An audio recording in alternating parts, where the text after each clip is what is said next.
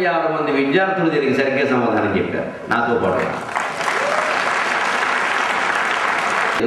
30 మందిలో 26 మంది దానికి సమాధానం చెప్పారు. వాళ్ళకి అమ్మ చెప్పొచ్చు, నాన్న చెప్పొచ్చు, పైగా నాకెవరో చెప్పారు. వాళ్ళు సొంతంగా తెలుసుకున్న వాళ్ళు ఉన్నారు.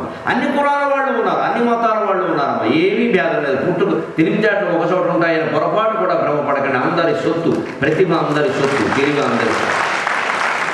ఈ మెదడుకి పని పెట్టాలి. పని పెట్టని వాడే మొద్దు. పని పెడితే అందరూ తెలియదు. దానికి కాస్త పదులు పెట్టాలి. వాళ్ళకి ఏదో పుట్టుకతో వచ్చేస్తూ మనకి రాదు. అసలు ఈ భారతీయ సంస్కృతికి విరుద్ధమైన మాట. అయోగ్య పురుషో నాస్తి ప్రయోగస్తత్ర దుర్లభ అమంత్రమక్షరం నాస్తి నాస్తి మూలమనౌషధం అయోగ్య పురుషో నాస్తి ప్రయోగస్తత్ర దుర్లభ అంటారు. మంత్రము కాని అక్షరం లేదు. 56 అక్షరాలు మంత్రాలే. ఏ దేవతకి ఏ బీజాక్షరాలు అనే తేడా ఉంటుంది తప్ప అన్ని బీజాక్షరాలు. అనాస్తి మూలం అనౌషధం, వైద్యానికి పనికిరాని ఆకు ఏ తోటలోనూ ఉండదు. అన్ని ఆకులు పనికొస్తాయి. ఏది దేనికి పనికొస్తుందో తెలుసుకోవడం కోసమే వైద్యం ఇచ్చి తప్ప పనికిరాని ఆకులు ఎరడానికి కాదు. అన్నీ పనికొస్తాయి. అలాగే అయోగ్య పురుషో నాస్తి, మన సంస్కృతిని గమనించండి. Indian culture. పనికిరాని మనిషి కూడా ఈ సృష్టిలో లేడు. వాడు దేనికి పనికొస్తాడో తెలుసుకోండి. ఎక్కడ మీకు కాదు. కానీ వాళ్ళు మీరు చదువు మానిపించి రాజకీయాల్లోకి పంపించండి. 3 నెలల్లో ఎమ్మెల్యే అవుతాడు, 3 ఏళ్ళలో ముఖ్యమంత్రి. రాజకీయాలు ఆడవాళ్ళ కోసం పుట్టి వాళ్ళకు రంగం ఉండాలి కదా. మరి అక్కడ ఎలా పనికొచ్చి తెలియదు అంటే ఆ మార్చే తెలిసాడు. అక్కడ పనికొచ్చు, అక్కడ తలకాయ మార్చే కదా అక్కడ పనికొచ్చు. ఈ రంగంలో మనకి ఇక్కడ తలకాయకి పదులు పెడతారు. మన రాజకీయం మంచి, దాని గురించేగా మనం బాధపడుతున్నది. మన విద్యకు పనికిరాడు. మంచి ఆలోచనలతో పౌరుషంగా దేశాన్ని బాగు చేసేవాడు వెళ్ళండి. ధైర్యంతో చేయండి, సాహసంతో చేయండి, చేయొచ్చుగా, అది మంచిదే. అంటే మేము పనికిరాము అనే భావనని ఇక్కడ అమ్మాయిలు కానీ అబ్బాయిలు కానీ ఎప్పుడు మనస్సులోకి రానివ్వకండి దయచేసి. మీరందరూ పనికొచ్చే వాళ్ళు, అందరూ భారతమాత ప్రియపుత్రులే. మనం దేనికి పనికొస్తామో తెలుసుకోవడానికే 15 ఏళ్ళు చదువుతున్నాం. ఎక్కడైనా 1వ తరగతి నుంచి డిగ్రీ వరకు దేనికి పనికొస్తామో తెలుసుకోవాలి. 34 ఏళ్ళు పట్టింది. మీరు నన్ను ఏమనుకున్నా మంచిదే, కించపరుచుకున్నా మంచిది. 34 ఏళ్ళు పట్టింది. 58లో పుట్టాను నేను. 92 విజయదశమి నాడు నేను మొదటి అవధానం చేశాను, అష్టావధానం.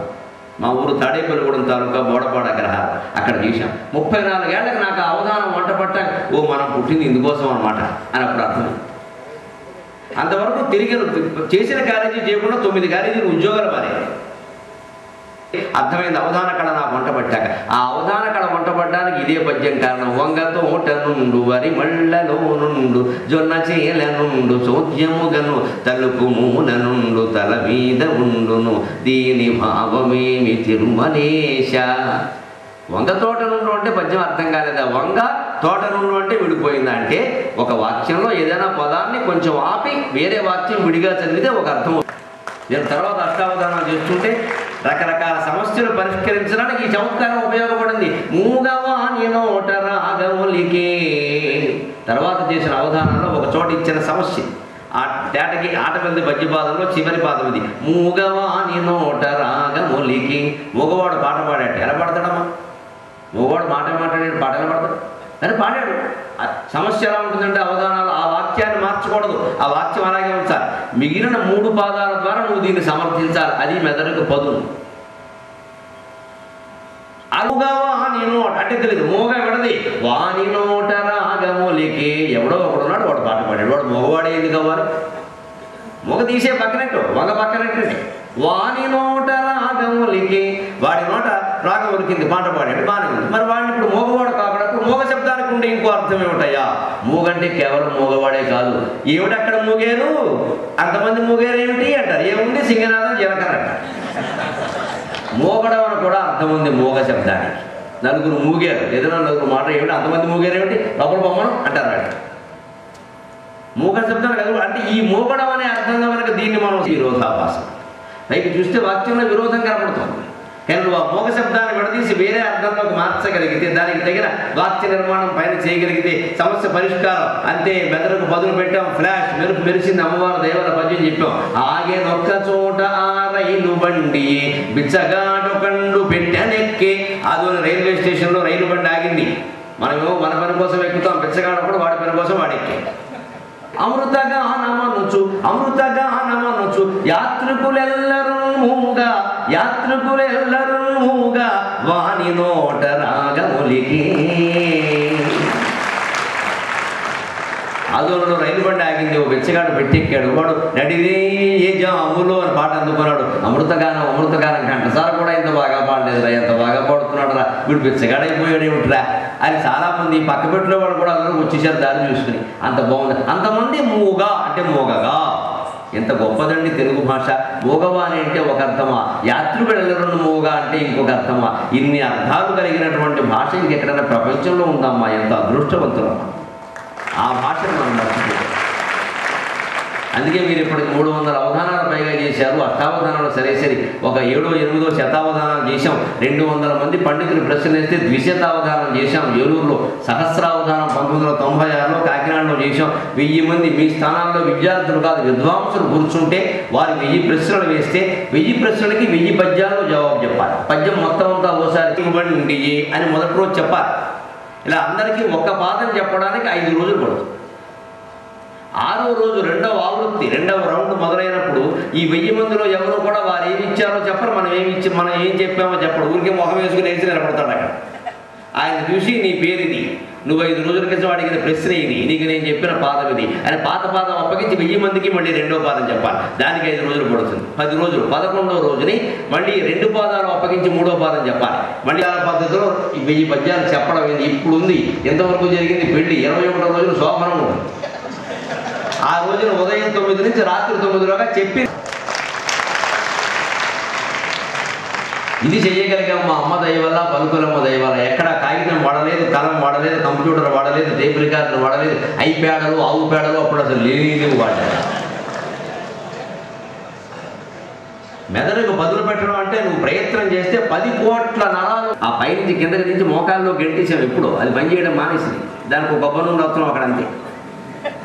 దాని కనుక సరైన పదులు పెడితే ఇంత పదులుగా ఉంటుంది. ఇది తెలివితేటలు దేశంలో దానికి ఉపయోగపడుతున్నాయా? తెలివితేటలు కొంతమందికి దేశాన్ని భ్రష్టు పట్టి 100 కోట్ల కుంభకోణం బయటపడలేదా? అంతర్జాతీయంగా మనకి ప్రతిష్ఠ ఇచ్చినటువంటి సత్యం కంప్యూటర్స్ అతి తెలివితేటల వల్ల కాదా మొత్తం కురిగిపోయింది? అంతటి మహారాజు ఈవేళ మొత్తం బూజు పేద అయిపోలేదా? దీనికంటే తెలివితేటలు దుర్వినియోగం అయ్యి ఖాతాలు మార్చేసేవాడు, కంపెనీలు సృష్టించేవారు, సూట్ కేసు కంపెనీలు పెట్టేవారు, వారి అకౌంట్లు అందులోకి మార్చేసే విషయం కాదు. ఈ 10 మందికి ఉపయోగపడుతున్నాయా లేదా? దానికే మన సంస్కృతి చెబుతున్నమాట.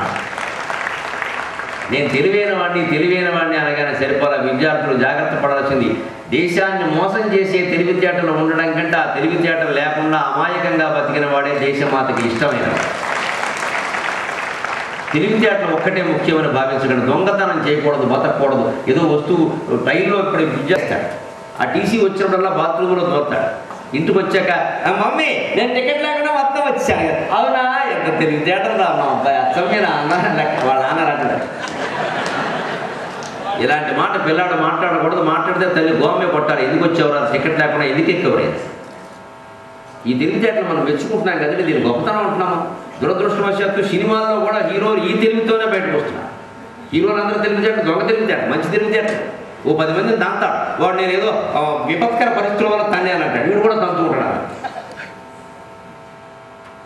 తెలివితేటలు ఎలా ఉపయోగపడాలో మనకు ఒక చిన్న కథ ద్వారా పూర్వమే చెప్పారు. తిమ్మరుసు, మహామంత్రి తిమ్మరుసు 3వ తరగతి చదువుతున్నాడు. అప్పట్లో వీధికి తెలుసా, ఆ అరుగు మీద నా అపరాళ్ళు ఎంతమందికి ఉంటే అంతమందికి అంతే. ఇంకా అక్కడ రాళ్ళు ఎన్ని ఉంటే అంత. అందులో 16 రాళ్ళు ఉన్నాయనుకోండి, మాస్టర్ కూర్చుంటాడు, మరి ఆయన 4 రాళ్ళు వెనకేసుకోవాలిగా. ఆయన కూర్చి ఆయన కాళ్ళు చాపు కూర్చోవాలి. అక్కడ చివరి వాడిని కొట్టడానికి వీలుగా ఉండే బెత్తం ఒకటి ఉండేది, పొడుగు బెత్తం, ఇక్కడి నుంచే పుట్టారు. అలా పెట్టుకోవాలి. ఆయన సెట్టింగ్ ఆయన ఉంటుంది. దీనికి ఇంకా 12 మందినే చేర్చుకునేవారు. అటువంటి బడిలో చేరాడు తిమ్మరుసు. ఆ బడి జరుగుతుండగా దేశాన్ని పాలించే మహామంత్రి వచ్చాడు. వీర నరసింహరాయలు పాలించేటప్పుడు, ఇంకా వాళ్ళ నాన్నగారు పాలించే రోజులు, సాళువ వంశరాజులు పాలించే రోజులు. మీ బడిలో విద్యార్థులకి ఎంత తెలివితేటలు ఉన్నాయో నేను పరీక్ష పెడతాను చూడండి. అప్పుడు మంత్రి గారు అవున వినయం చూడండి.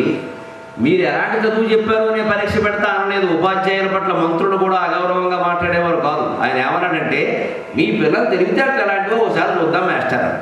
ఇప్పుడు డిఈఓ వస్తే, ఇన్స్పెక్టర్ వస్తే అలా అంటారు. మీరు ఎంతవరకు చెప్పారో చూపు చూద్దాం పదండి అంటే ముందు పిల్లల కంటే ఎక్కువ మాస్టర్ భయపడాల్సింది పిల్లలా మాస్టర్? ఇదే దౌర్భాగ్యం విద్య. మాస్టర్ని భయపడితే చదివేలా వస్తుంది. పిల్లాడికి మార్కులు వస్తాయో రోజు పిల్లాడు భయపడటం మానేశాడు. వీడికి మార్కులు రాకపోతే నా ఉద్యోగం పోతుందేమో నేను భయపడ్డం వాళ్ళకి. రెసిడెన్షియల్ కాలేజీలో జరిగిన భాగవతం అంతా ఇదే. ఈ భాగవతం పడలేకే వాడికి 98 మార్కులు సంస్కృతంలో రాకపోతే నా ఉద్యోగం తీసేస్తామనే మాట వస్తే దిక్కుమాలిన ఉద్యోగం నాకు అక్కర్లేదని 5 ఏళ్ల క్రితం మానేసింది. ఎవరు పడతారండి వాడి గురించి? వాడెవడితో 98 రాకపోతే నేను బాధ్యత. పైగా వాడికి ఈ సంవత్సరం 98 రాలేదు మాస్టర్, మీరు కొంచెం ప్రోగ్రామ్స్ ఎక్కువైనా తిరగడం మానేస్తారు మీరు అన్నారు. నాకు మంచిది, నేను ప్రోగ్రామ్స్లోనే ఉంటాను, నీ కాలేజీ నాకు అక్కల వదిలిపాలి. నా కార్యక్రమాల వల్ల దేశం అంతా మేలు జరుగుతున్న ఒక కాలేజీని పట్టుకుని వేలాంటారు. నాకేం 98 మాత్రమే వస్తాయి. సంస్కృతంలో కనీసం వాడు పేరు రాయాలి. కానీ మీ మీ మీ లెక్క కోసం చెబుతున్నాను, నాకు తెలుగులో 72 మార్కులు మించి రాలేదు, సంస్కృతంలో 83 మార్కులు మించి రాలేదు. కానీ ఇవాళ తెలుగు సంస్కృతాల్లో అందరూ నన్ను గొప్ప పండితులుగానే గుర్తిస్తున్నారు, ప్రేమిస్తున్నారు, గౌరవిస్తున్నారు. 300 అవధానాలు చేయగలిగాం. దేశమంతా తెలుగు భాష గొప్ప నిర్మాణ శక్తిని గురించి గౌరవిస్తున్నారంటే నేను చదివింది కళాశాల, మా విద్యాశాల కాదు. కళాశాల నా కళలను కాపాడుతుంది, నా మార్కులు కాదు. నిన్న గుంటూరులో మాట్లాడితే మంత్రి డీజీ వెంకటేష్ గారు, అంతవరకు ఆయన ఎవరో నాకు తెలియదు, నేను ఎవరో ఆయనకి తెలియదు, ఆయన ఉన్నారు, నా దగ్గర నేను మాట్లాడుతున్నాను. నా ప్రసంగం అయిపోయింది, ఆయనకు బాగా నచ్చింది. ఆయన నా చివరి ఉన్నవాడు ఈ చివరికి వచ్చాడు. ఆయనకు తెలుగు భాషలో ఉండే కొన్ని సందేహాలు అడిగి పెట్టాడు. నేను ఆయన పిలిచానండి. విద్వాన్ సర్వత్ర పూజ్యతే అని భక్తి గారి సుభాషితాల్లో చెప్పింది నిజమైందా లేదా? ప్రత్యక్షంగా మంత్రి ఎవడన్నా మన దగ్గర ఉంటే ఆయన పక్కన నుంచి ఫోటో తీయడానికి ఆయన దగ్గర కూర్చో, ఆయన వింటుండగా మాట్లాడాలని తెగ తాపత్రయపడిపోతుంది. నేను ఆ తాపత్రయాలు పడాలా? నాకు ఇచ్చిన సమయంలో మాట్లాడా, 20 నిమిషాలు మాత్రమే మాట్లాడా. 10,000 మంది విద్యార్థులు ఉన్నారు, 10వ తరగతి. చిన్న తర్వాత మంత్రి గారు కాకపోతే రాజుగారు మెచ్చుకోక ఏం చేస్తారండి? ఎవరి కోసం వాళ్ళు మెచ్చుకునేది ఏమిటి? మనకి మంత్రులు రాజులు మెచ్చుకుంటే మనకి పీఠాలు వస్తాయి, పీఠాలు మనకు కావాలి. ఎవరితో మాట్లాడడానికి వచ్చామో వాళ్ళకి నచ్చడం ముఖ్యం. వాళ్ళకి నచ్చిందంటే అప్రయత్నంగా అందరికీ నచ్చుతుంది. ఆయన మన పక్క వచ్చారు, ఇంకేమో సందేహాలు ఉన్నాయంటే నాకు ఏమిటి ఎప్పటి నుంచో సరైన పండితులు దొరకలేదు. నాకు వచ్చిన 72 మార్కులు ఎంత చేయాలి? మరి నా మార్కులను బట్టి నన్ను మంత్రి గౌరవించలేదే. సహృదయుడు అయిన మంత్రి మీ జిల్లా కూడా నా పాండిత్యాన్ని చూసి గౌరవించాడు, ఆయన నా పద్య విద్యను చూసి గౌరవించాడు. ఎప్పుడు విద్య వల్ల గౌరవం వస్తుంది, కళల వల్ల గౌరవం వస్తుంది, మార్కుల వల్ల గౌరవం రాదు. గుర్తుపెట్టు. అందుకని తిమ్మల చదువుకుంటుంటే మంత్రి గారు వచ్చాడు, మీ పిల్లలకు పరీక్ష తెలివితేటలు ఉంటారు. ఆ కథ కాదు ఇది. ప్రతి భారతీయ కథలో భారతీయ ధర్మ సంస్కారం ఉంటుంది. నీతి లేకుండా కథ చెప్పరు భారతీయ. నీతి కోసమే కథ, నీతి కోసమే జీవితం. ఓ గీత తీశాడు, అందరికీ చూపించాడు. ఈ గీతని చెరపకుండా చిన్న చేయండి. ఇటువంటి షరతుల్లో ఎప్పుడు ఆ వాక్యం, లాంగ్వేజ్, భాష చాలా ముఖ్యం. ఈ గీతని చెరపకుండా చిన్న చేయండి. అందరూ ఆలోచిస్తున్నారు, ఈ గీతని చెరపకుండా చిన్నదవుతుందిరా. మాకు ఆ వయసులో పలకరమే చెరిపోయడం అలవాటు. ఎందుకంటే ఒకటే పలక. ఇప్పట్లాగా ఇంగ్లీష్ మళ్ళీ వీడు పిఎస్సి కొన్ని, ఎంఎస్సి కొన్ని, మ్యాథ్స్ కొన్ని, మొత్తం ఎన్ని కలిపి ఇంత. వాడు చదివేది LKG, వీపు మీద 10 kg, చెద్దన్నం ప్యాకేజీ, వాటర్ బాటిల్ లీకేజీ. వాడి జీవితాంతం ఎలకే నేను గారు. ఈ ఇంగ్లీష్ మీడియం చదువులు చదివినవాడు ఎలకైపోతాడు, పిలకైపోతాడు, ఏనుగు గాడు, సింహం గాడు చెప్పడం కోసం వాళ్ళ పేరు పెట్టారు ఎలకే. లిప్స్టిక్ అంటారని ఎందుకు పెట్టారు ఆ పేరు? పుయ్యగా లిప్పు స్టిక్ అయిపోతుంది అని. పుయ్యకుండా ఉంటే లిప్పు చాలా ఆనందంగా ఉంటుంది.